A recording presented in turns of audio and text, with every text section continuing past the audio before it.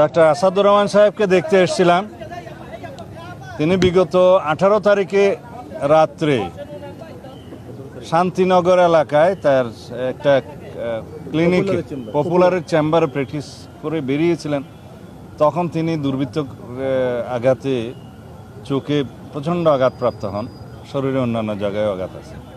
একটা সংঘবদ্ধ চক্র দুর্বৃত্তরা এরকম হাই ভ্যালু টার্গেট করে যারা বড় বড় হাসপাতাল এবং বড় বড় ডাক্তার বা অন্যান্য পেশায় বড় পেশাজীবী তাদেরকে টার্গেট করে ভয়ভীতি প্রদর্শন করে মেসেজ টেসেজ দিয়ে এবং সর্বশেষে আঘাত করে তাদের কাছ থেকে চাঁদাবাজির একটা উদ্দেশ্য তাদের ছিল। তা আমরা 18 তারিখ থেকে আজকে 22 তারিখ, এর 2 দিন আগেই সংঘবদ্ধ চক্রের 7 জনের মধ্যে 4 জনকে সাকসেসফুলি গ্রেপ্তার করতে সক্ষম হয়েছে আমাদের পুলিশ বাহিনী এবং ডিবি। তারা একজন লক্ষ্মীপুর থেকে গ্রেপ্তার করেছে, 2 জন, একজন যাত্রাবাড়ি ধনিয়া এলাকায় আর একজন সাতারকুল, আর একজন ঘটনাস্থলে ওই দিনই গ্রেপ্তারকৃত হয়।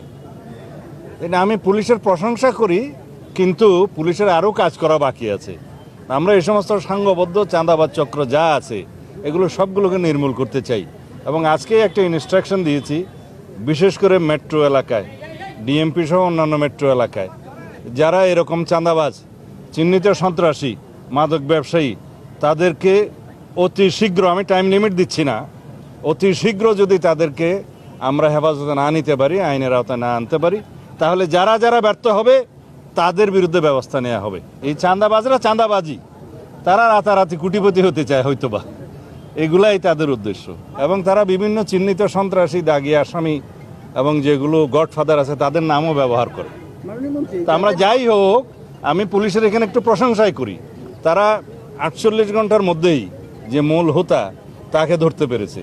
সে বিদেশে ছিল, জানা গেছে সে হুন্ডি ব্যবসা করত, সে লস টস দিয়েছে, জিজ্ঞাসাবাদে সে জানালো, এবং এগুলো এই প্রক্রিয়ায় কিছু সন্ত্রাসীদেরকে একত্রিত করে সে এই সংগঠনটা করেছে, যাতে এই প্রক্রিয়ায় যারা বিভিন্ন ধনাঢ্য ব্যক্তি, ভালো পেশাজীবী, বড় বড় ডাক্তার, ইঞ্জিনিয়ার, তাদেরকে টার্গেট করে সেই উদ্দেশ্যে এই সংগঠনটা করেছিল। ফর ইওর কাইন্ড ইনফরমেশন, আমি শুধু চাঁদাবাজদের তালিকা করছি না, চাঁদাবাজদের সাথে যদি কোনো পুলিশ সদস্য জড়িত থাকে তাদের তালিকাও করছি। ব্রাহ্মণবাড়ি এলাকাটায় এরকম যে গান বাজনা, সিনেমা, এই সমস্ত এগুলো প্রায় একটা বহু বছর যাবৎ তাদের মধ্যে এটা একটু প্রায় নিষিদ্ধের মতো এলাকা।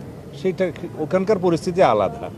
তো পরিবেশ বিবেচনায়, পরিস্থিতি বিবেচনায় যেখানে যা ব্যবস্থা নেওয়া দরকার সেটা নিয়েছে।